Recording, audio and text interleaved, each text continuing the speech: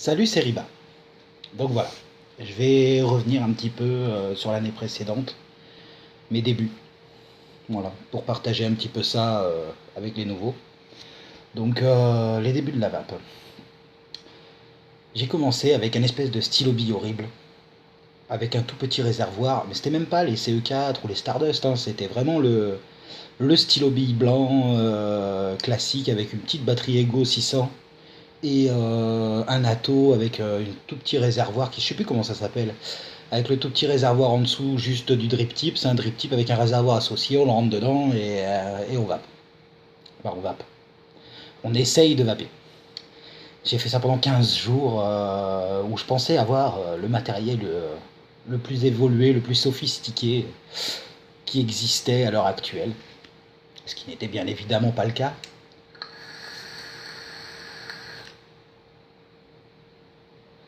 Et après, je suis allé dans un magasin un peu spécialisé pour m'acheter un autre atomiseur. Et j'ai découvert le Nautilus. L'avantage du Nautilus par rapport à l'autre, c'était déjà la capacité de liquide et la restitution du goût. C'était bien meilleur, avec l'airflow réglable, je pouvais avoir un tirage bien plus aérien qu'avec ce que j'avais, vu qu'il n'y avait pas d'airflow du tout quasiment. C'est-à-dire que on tirait comme sur un stylo bille fermé. C'était très difficile. Voilà, j'ai adoré le Nautilus pour ça. Plus de vapeur, plus de goût, plus de tout. Le problème, c'était les résistances, c'est-à-dire qu'il fallait changer très régulièrement les résistances. Moi, personnellement, je vapais pas mal. Donc, vu que j'avais remplacé complètement la cigarette par ça au départ,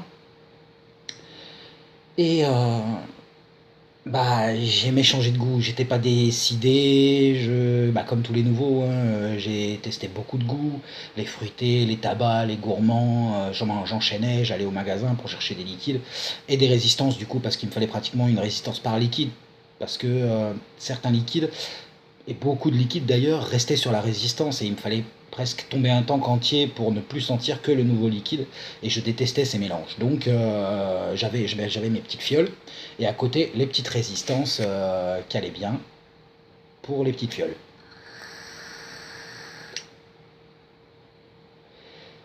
Je me suis régalé avec mon Nautilus.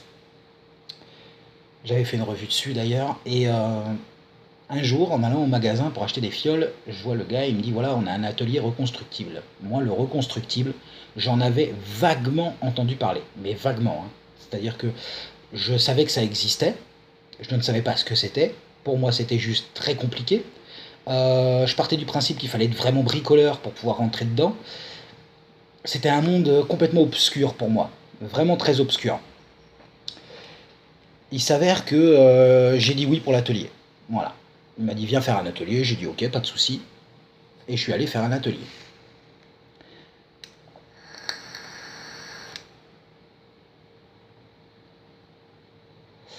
J'ai beaucoup apprécié l'atelier, il nous a prêté du matériel, il nous a appris à refaire les coils, à mettre le coton dedans, couper les bons trucs, sur un Kaifoun, que j'ai encore d'ailleurs. Et j'ai beaucoup apprécié. La première fois que j'ai tiré dessus, je me suis dit, mon Dieu, quel goût! Le goût était différent et en même temps le même. C'était plus prononcé, c'était plus agréable. Et le fait de pouvoir, juste en ouvrant le Kaifoun, en changeant le coton, changer de liquide, en nettoyant l'appareil, je me suis dit, mais c'est ça qu'il me faut, quoi, c'est clair. Une semaine après, j'avais acheté mon Kaifoun. J'ai vapé sur mon Kaifoun pendant un bon moment, vraiment. C'est vraiment un bon moment. Et j'appréciais, vraiment. Et un jour, j'ai entendu le nom d'un célèbre site chinois de clones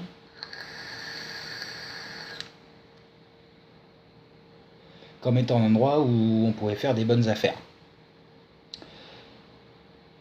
Et en même temps, pouvoir tester beaucoup de matériel. Parce que j'ai jamais réellement vu Fastech, je vais le dire, hein, comme un site où on pouvait acheter des atos pas chers. Si, d'un côté, oui. C'est-à-dire que c'est un site où on peut acheter des atos pas chers. Mais on sait très bien que les atos qu'on achète là-bas, c'est pas les mêmes que ceux qu'on aura en authentique. On le sait. Même quand on est jeune vapoteur, on lit pas mal de forums, on se renseigne, etc. On le sait. Le truc, c'est que ça me permettait de tester beaucoup de matériel pour pas trop cher. Parce que le high-end, il faut avoir trouvé sa vape pour investir dedans. Tant qu'on n'a pas trouvé sa vape, le high-end, c'est pas une bonne idée, quoi, parce que ça coûte très cher, et parce que ça coûte très cher, quoi. Et qu'après, on a l'atto qui traîne dans un coin, mis à part si on arrive à le revendre, ce qui est parfois compliqué. Euh, je manipule très mal PayPal, donc pour moi, acheter des attos d'occasion est compliqué, ou vendre les miens est compliqué. Le truc, c'est que quand on a trouvé sa vape, je pense l'avoir fait avec le Gobelin. J'ai fait la Gobelin V2, j'ai fait une revue dessus. Il est très aérien, c'est un vrai bonheur que de vaper dessus. Le Caravella, j'adore, seulement impossible d'en trouver un vrai dans le commerce. Aussi, mais à 400, 300, 400, 500 euros, c'est de la folie furieuse, quoi. Je peux pas mettre 500 euros entre 200 et 500 euros dans un mode. Il y a un autre mode qui me fait de l'œil et qui lui est accessible, qui reprend un peu le principe du Caravella sans vraiment le reprendre, c'est le Titanide. Le Titanide me plaît beaucoup. J'aimerais beaucoup l'essayer. D'ailleurs, si quelqu'un dans la région de l'Aude en a un authentique, je veux bien l'essayer, honnêtement. Ça me plairait beaucoup pour voir si ça vaut le coup d'investir dedans.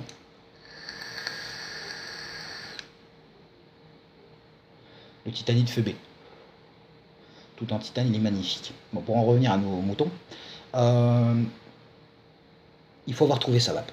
Tant qu'on n'a pas trouvé sa vape, mis à part si on a beaucoup d'argent, mettre de l'argent, autant d'argent dans la cigarette électronique, c'est compliqué. Dans le vaporisateur personnel, c'est compliqué.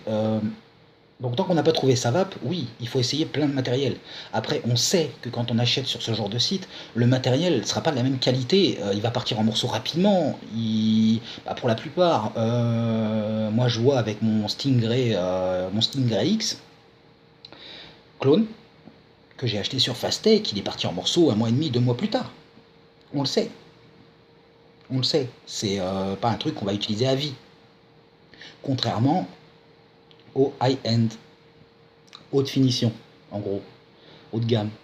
Euh, le truc, c'est que, oui, quand on a un passé de vapoteur et qu'on sait ce qu'on aime et ce qu'on n'aime pas, moi personnellement au début je savais pas que j'aimais le tirage aérien, très aérien. Euh, donc du coup, j'étais sur du Kaifoun, c'est un trou d'épingle quoi le air-roll, on a envie de mettre un coup de perceuse dedans tellement c'est frustrant. Pour moi, parce que j'aime l'aérien, je m'en suis aperçu le jour où j'ai essayé le Typhoon GT. Quand j'ai essayé le Typhoon GT, j'ai dit mais c'est encore mieux. Et le gars il m'a dit et pourquoi c'est encore mieux? Je fais déjà le goût est meilleur, le rendu voilà il est top et il y a beaucoup plus de vapeur, je peux tirer dessus beaucoup plus facilement. Et là le vapoteur que j'ai en face de moi m'a dit mais c'est pas le. En fait toi ton truc c'est l'aérien. Et il m'avait fait essayer un dripper et bon je me suis éclaté les poumons sur la première fois honnêtement. J'ai essayé sur mon liquide c'était du 18 à l'époque. Du 18 sur dripper reconstructible en double coil, je vous laisse imaginer le cauchemar quoi.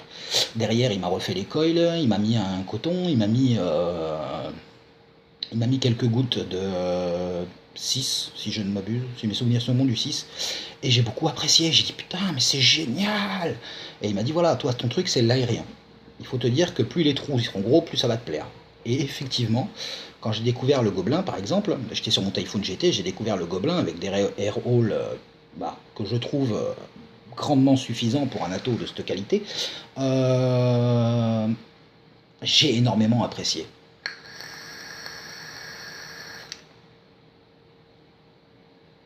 J'adore vaper dessus. Et j'essaie de faire en sorte de ne pas balancer la vapeur sur la caméra parce que sinon ça donne ça. Vous me voyez plus.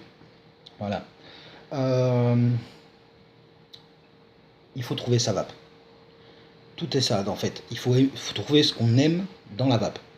Personnellement, j'adore le côté aérien, j'adore faire des gros nuages, moins quand je suis en public bien évidemment, mais à la maison, voilà, je me lâche la plupart du temps. J'aime faire des gros nuages, j'aime cracher de la vapeur. À l'extérieur, j'ai plus utilisé un 50-50, à la maison, je me rapproche plus du VG Max. Dernièrement, parce que jusqu'à présent j'avais jamais réellement essayé le VG Max, et maintenant je me suis aperçu que sur ces atos-là, sur le Kaifoun VG Max, je cramais mes résistances en. J'avais essayé une fois, hein. Je cramais mes résistances en 2-2, c'était même pas la peine d'y penser. Les arrivées de liquide sont trop petites sur ça. Regardez ma revue d'avant sur le Gobelin V2, vous comprendrez à la tronche des arrivées de jus que là c'est gérable. Voilà, c'est presque un tripper quoi. Pour en revenir à mes moutons, donc voilà, me voilà rentré dans le monde du reconstructible. Et de tous ces bonheurs, mode, électro, méca, j'ai énormément bouquiné, j'ai énormément lu, j'ai fait beaucoup de forums, lu beaucoup d'articles, et converti des gens.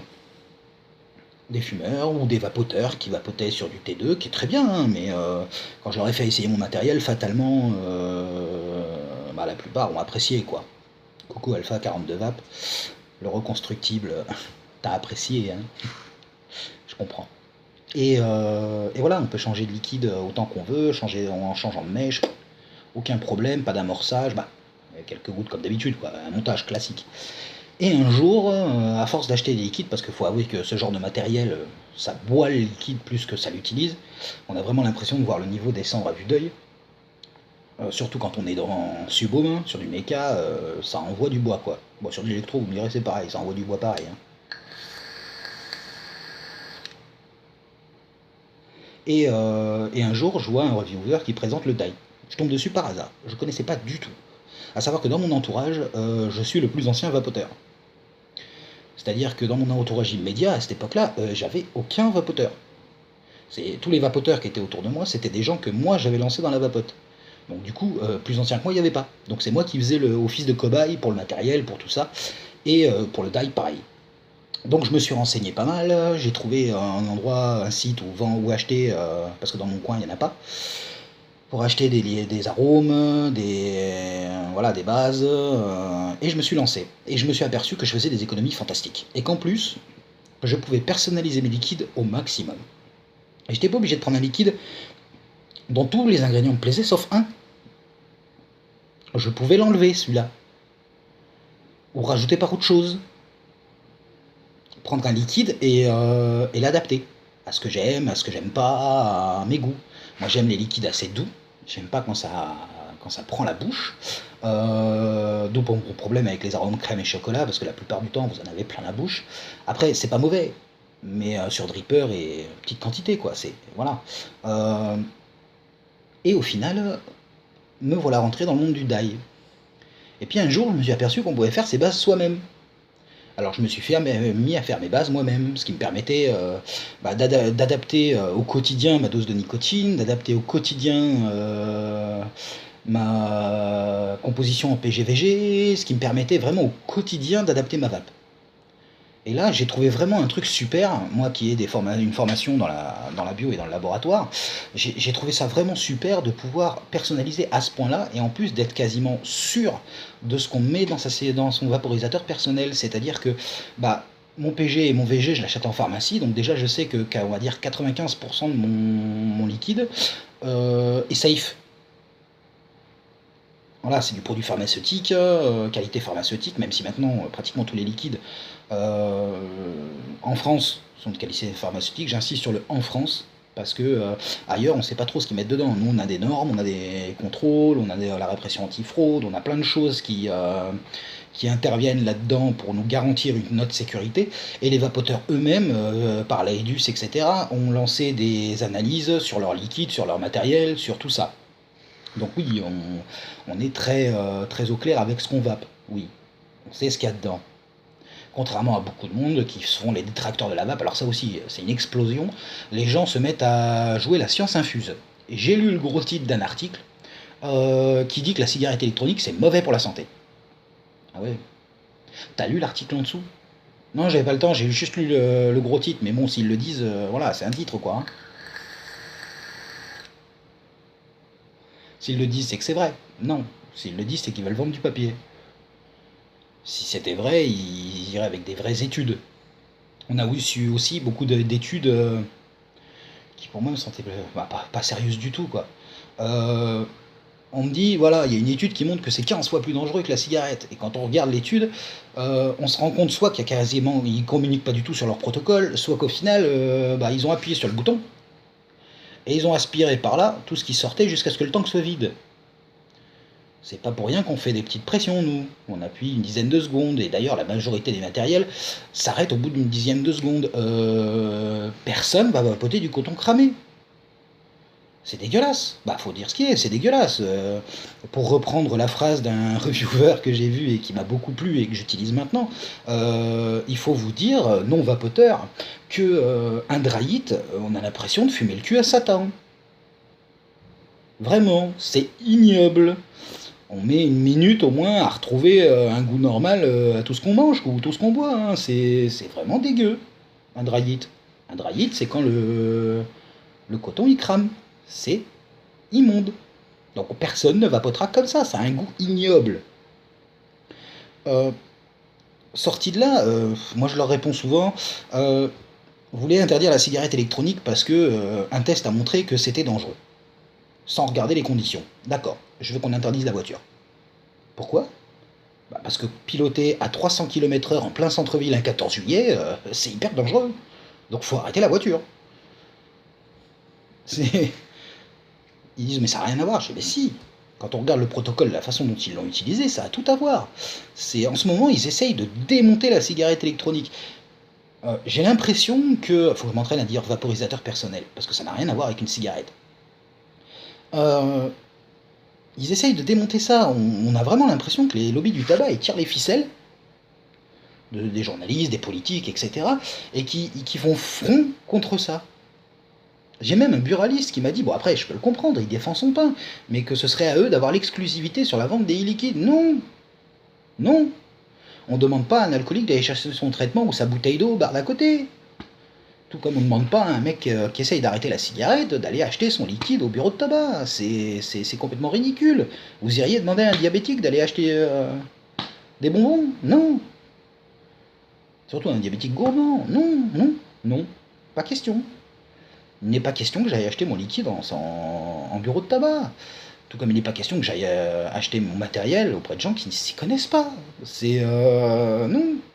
Le mec, il doit connaître son affaire, il doit connaître ce dont il parle, et il doit savoir ce qu'il vend. C'est la base. C'est la base.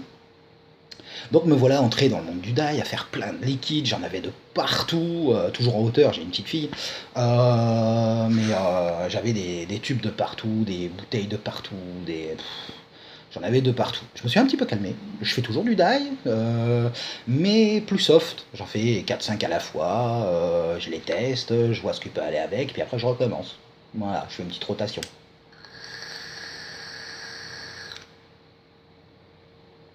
J'ai découvert des marques qui me plaisent bien. J'ai découvert. Alors c'est pareil, je fais pas des revues pour me faire connaître, je m'en fous. Je fais des revues pour rendre ce que j'ai eu moi au début de ma vapote, c'est-à-dire des gens qui m'expliquent, des gens qui communiquent, des gens qui guident. J'ai pas la prétention de dire que je vais guider, ou que voilà, j'explique. Voilà, j'ai acheté ça, ça me va bien, pour ça, ça, ça, ça, ça. Ce côté-là, j'aime moins. L'atto, c'est pareil. Après, j'ai pas trouvé de choses que j'aime pas dans cet atto. Pour moi, il est juste parfait. Il n'y a pas d'autre mot. Après, j'ai vu l'apparition aussi d'atomiseurs qui sont à la fois des cléromiseurs, qui sont à la fois donc cléromiseurs avec des résistances toutes faites à acheter et des résistances à coller soi-même. Alors ça, c'est génial. Je le conseille à tous les nouveaux vapoteurs. Essayez ça. Comme ça, le jour où vous avez une résistance qui a cramé, c'est votre dernière résistance, vous n'en avez pas de côté, vous n'êtes pas obligé de courir au tabac d'à côté parce que votre magasin de cigarettes électroniques il est fermé. Vous pouvez refaire votre résistance en regardant des tutos sur internet et vous faire tout doucement au monde du reconstructible. Et de temps en temps, quand vous voulez vous faire plaisir, tac, vous faites votre petite mèche, vous mettez votre petite mèche, vous essayez, voilà, mais vous avez toujours un filet de sécurité derrière, de la résistance toute faite, voilà, c'est génial. Le TFV4 par exemple, le TFV4. Après c'est pareil, le Subom c'était réservé aux reconstructibles. Avant maintenant, il l'ouvre sur les cléromiseurs. C'est génial. C'est génial.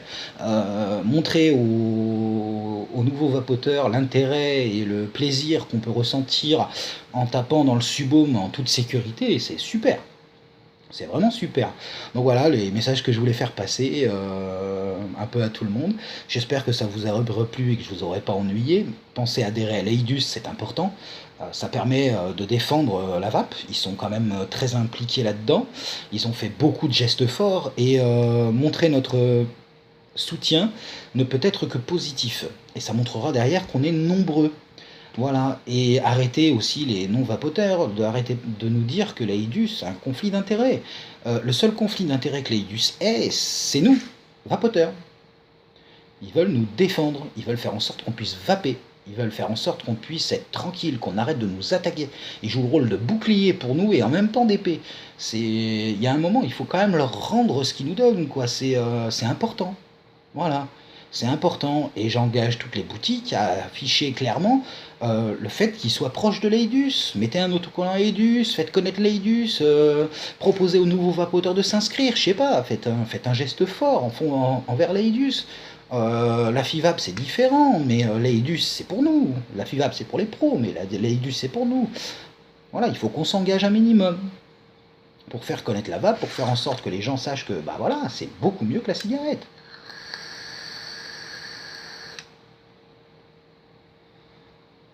Voilà ce qui se passe quand je vapote proche de la caméra. Donc voilà, faites-vous plaisir, allez-y doucement, ne vous frustrez pas au début. C'est-à-dire que si vous commencez à vaper et que vous voulez vous fumer une cigarette, fumez votre cigarette. La frustration est mauvaise pour le karma. Mais ne vous culpabilisez pas derrière. Vous avez fumé une cigarette, c'est un fait. C'est pas une finalité. La suivante, vous la fumerez peut-être pas. Et peut-être que oui. Il y a des cigarettes qu'on peut garder un moment. Moi, celle du matin, elle me tient bien. Tu vois, c'est pas parce que vous vapez que vous n'avez plus le droit de fumer. Le but, c'est d'arrêter de fumer.